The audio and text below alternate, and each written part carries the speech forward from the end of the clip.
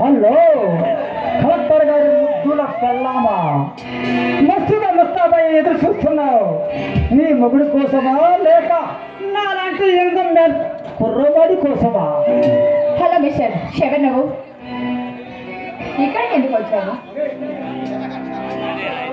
నీలాంటి అందగత్తలను పక్కన పెట్టుకుని మస్తు ఎంజాయ్ సైక వాడేమిటి ఎప్పుడు పోరాటం అంటూ మాకు ఎదురు తిరిగి ఏమేమో సీరియల్ చూస్తున్నాడు.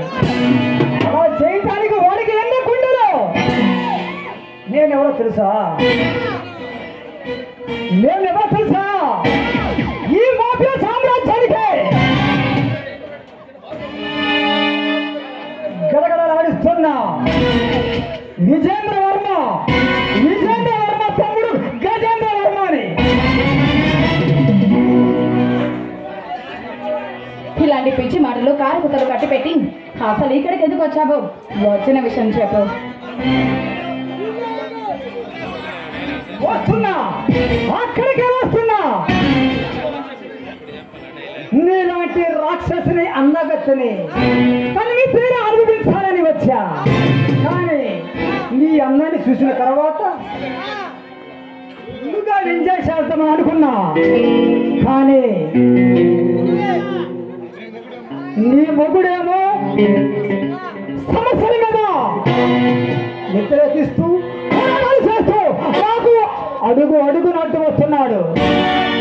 అయినా కలెక్టర్ ఉద్యోగం చేసుకుని కమ్మల భార్య పిల్లలతో సుఖంగా ఉండతుందన్న పోయి మాట్లాడే ఎటకారాడుతాడా?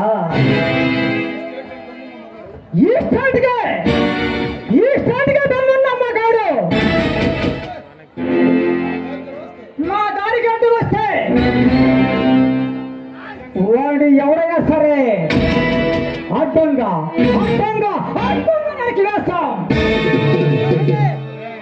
రైట్, నా భర్త ఎవరనుకుంటున్నావురా? సింహం, నరసింహం లాంటి అడివాడు నా భర్త. నీలాంటి బురద పాములు బుసలు కొట్టినంత మాత్రాన ఆయన ఏం బెదిరిపోడు. బుసల పాములు కాదు,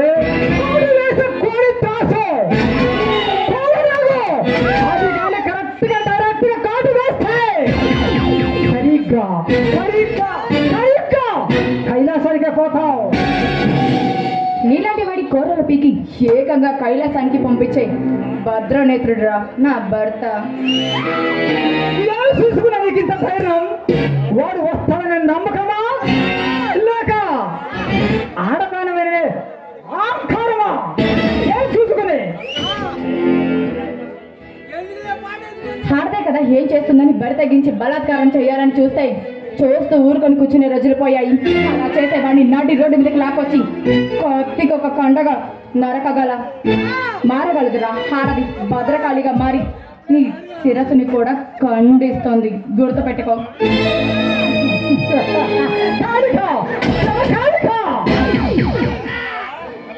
అలాగంటున్నావా కన్యాకుమారి?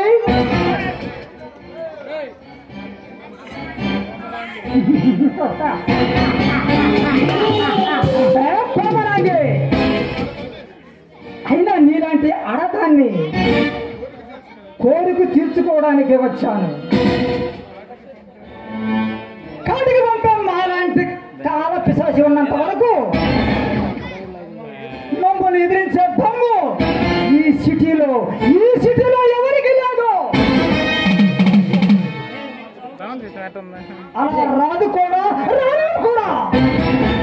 రే, నువ్వు చావుకి ఎదురెళ్ళాలని బాగా ముచ్చట పడుతున్నావు. ఇక నిన్ను కాపాడటం ఆ భగవంతుడి వల్ల కూడా కాదు.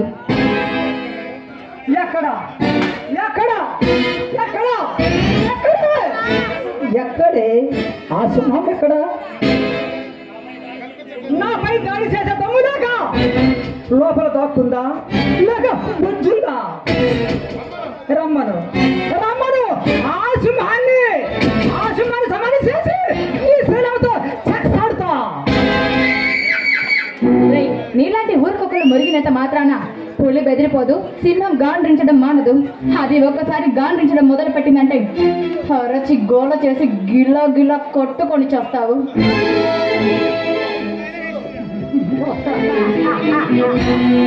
ఇప్పుడు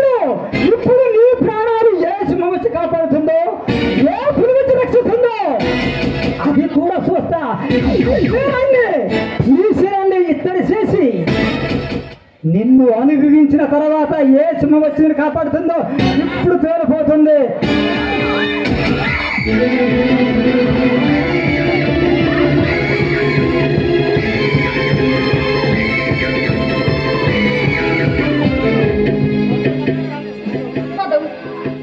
దగ్గరికి రాకు.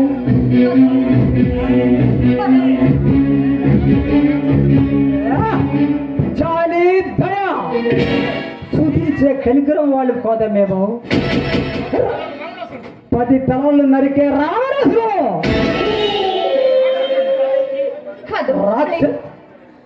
ప్లీజ్ పదు, నా దగ్గర రాకు, నన్ను వదిలిపెట్టు ప్లీజ్. ఏమిటి ఏమిటా చూపు? సుఖంగా ఉన్నావు.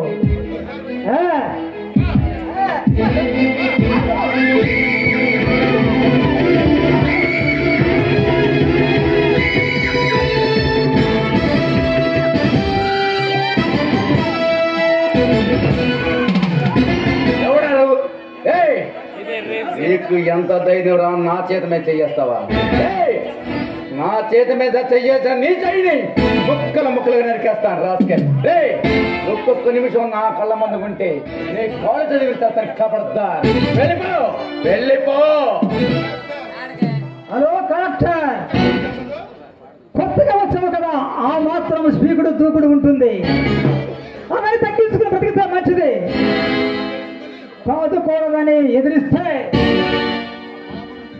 మా గురించి తెలుసుగా, తల వంచుకుంటే మంచిది, లేకపోతే తలకాయలు తీసివేస్తాం. అందుకే నీ పిల్లని చీరని దోచుకోవాలని వచ్చాను.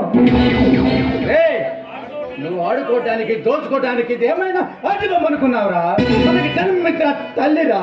ఆ తల్లి జలుకొస్తే నిన్ను దైవం దగించి వేస్తుందిరా. నిన్ను నిలువున దగించి వేస్తుంది. ఆడుకుంటాం, అవసరమైతే ఆడుకుంటాం, అవసరమైతే ఒళ్ళకడికి పంపిస్తాం.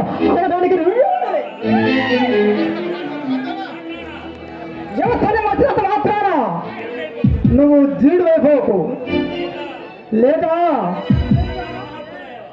నువ్వు కొన్ని మంచి పనులు చేసేవని మాత్రం అయ్యావనుకుంటున్నావా?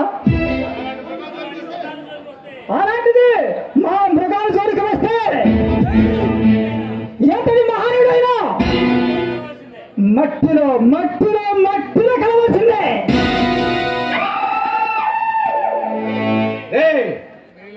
నీలాంటి మృగాలకి పరిచయం చేయడానికి వచ్చిన వాడిరా. నువ్వు రాజకీయ నాయకుల కింద బతికే కుక్కవా, లేకపోతే వాళ్ళ కింద బతికే పొలవరా నువ్వు?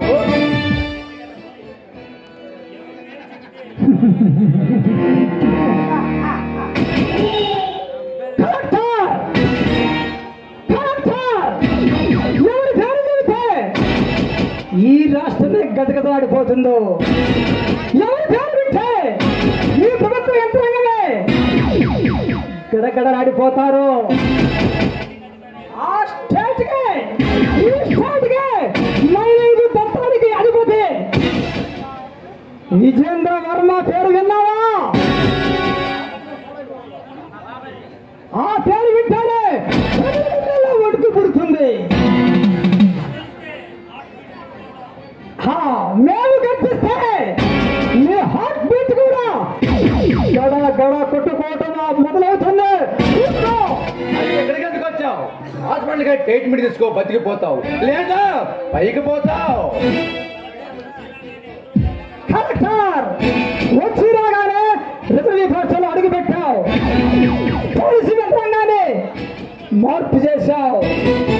మా వాళ్ళని అరెస్ట్ చేయించావు. అక్కడ మైనింగ్ దోపిడీ మా వాళ్ళందరినీ బంధించావు. కానీ వాళ్ళ మీద దాడి చేయటము నీవు చేస్తున్న అంటే ఆగడాల్ని ఎంతవరకు ఆపేయ్. చెప్పు, నీకు ఎంత కావాలంటే డబ్బు ఇస్తాను. అది తీసుకుని భార్యతో సుఖంగా వెళ్ళిపో. కాదు కూడదని వ్యతిరేకిస్తే నీ పిల్లలు మిగలవు. ఏ కష్టపడి కలట చదువుకుంది, నువ్వు ఇచ్చే నోటికి కట్టే కాదురా.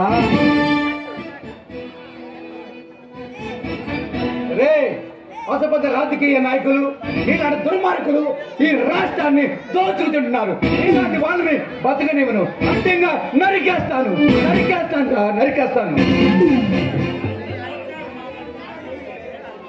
మిస్టర్ కలెక్టర్, మట్టిని దోచుకోవడమే కాదు, మట్టలు చేయటం, ప్రజల రక్తాలు తాగడం కూడా మాకు తెలుసు. అడ్డు వస్తే నీవే కాదు, ఎవరినైనా అడ్డంగా నరికే శక్తి ఈ గజంలో వర్మకు ఉంది. చూడు, నీ తలకాయలు తీసేసి నెల్లూరు ట్రంక్ రోడ్డులో వేలాడి తీస్తాను. నేను సూటు బూటు వేసుకున్నాను అనుకుంటున్నాను. మేము ఒక్కసారి ఈ కోటు తీసి పక్కన పెట్టి జిషడై బడిలో దిగితే బ్రేకులు లేని బుల్లోజుల్లాగా తొక్కుంటూ పోతాను. రైటా చూడను, కూడా చూడను. ఎక్కున్నా వించి కూడా దొరకదా నా రాజారావు, ఈ రౌడీ పులి ముందే రాజంత్రం చేస్తున్నావు, రౌడీ తాండవం చేస్తున్నావు. ఆపో, లేకపోతే చచ్చిపోతావు. ఏంటి నీ తల్లికాయ పుచ్చలాగా పొంగిపోతుంది రా పులక నా కొడక. మళ్ళీ ఏనంటావంటే నీ నాలుగు బయటలకి పోస్తా, నీ నరాలు కట్ చేస్తా. నీలాంటి సింహాలతో ఆడుకునే డెవిల్రా నేను. ఈ టైంతో దిగాలంటే నీ తొమ్మిసార్లు.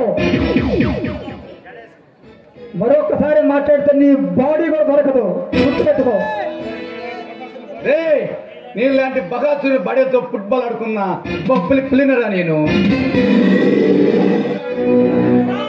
మరోసారి ఈ పరిసరం అడుగు చూసి కళ్ళు పెద్ద చూసినా మళ్ళీ చిదంగా చేసినా నీ నరాలు పీకేస్తాను, నిన్ను అడ్డంగా నరికేస్తాను, నీ ముఠాన్ని లేకుండా చేస్తాను.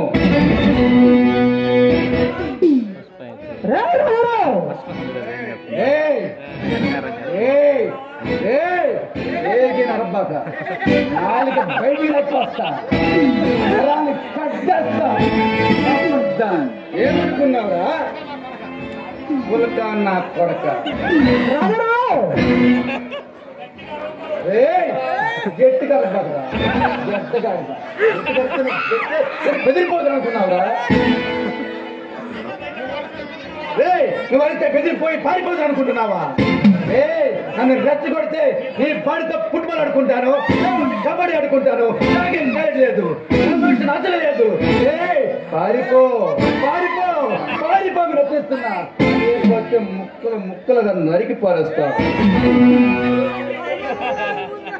మిస్టర్ రాజారావు, ఎక్కడి నుంచి వచ్చినారు నీకు ఈ ధైర్యం? ఎవరిని చూసుకుంటారా నీకు ఈ ధైర్యం?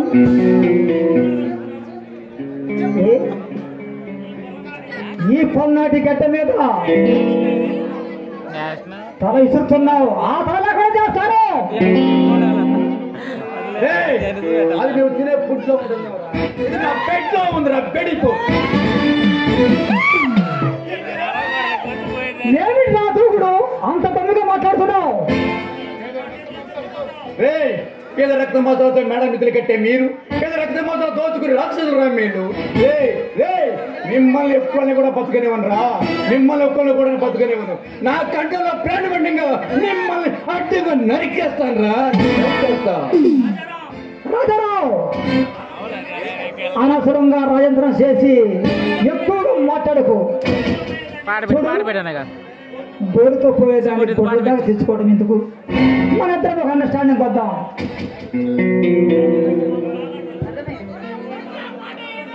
చూడు, నీకు 24 hours టైం ఇస్తున్నా. ఈ 24 hours లో నీ నిర్ణయం మార్చుకున్నావా సరే, లేదా 25వ గంట నీ ఉండవు. అలా నువ్వు సత్తగా పోతే నేను దమ్మున్న గజేంద్ర వర్మనే కాదు.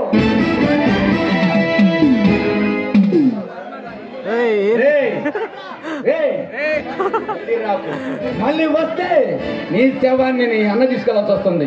వెళ్ళిపో మళ్ళీ వస్తా. వచ్చిన తర్వాత